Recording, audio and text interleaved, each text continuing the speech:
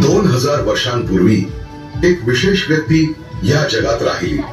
त्याचं नाव येशू होतं. ज्या काळी कैसर ऑगस्ट हा रोमचा सम्राट आणि महान हेरोद यहुदियाचा राजा होता, देवानं गॅब्रिएल देवदूताला नासरेत नगराच्या एका कुमारीकडे पाठवलं, जिचं नाव मरिया होतं. हे मरिये, भिवू नकोस, कारण देवाची कृपा तुझ्यावर झाली आहे. तू गरोदर राहशील आणि तुला पुत्र होईल. त्याचे नाव तू येशू ठेव. हे कसं शक्य आहे? कारण मी कुमारी. पवित्र आत्मा तुझ्यावर येईल, त्यामुळे ते पवित्र बालक परात्पर देवाचा पुत्र म्हणेल. त्याच्या राज्याचा कधीच अंत होणार नाही.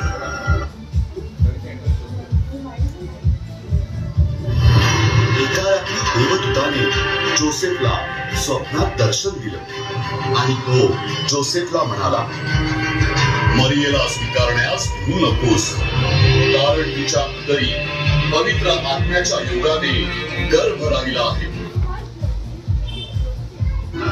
मरिया आपली बहीण अलिशिबाला भेटायला यहुदियातल्या एका नगरात गेली.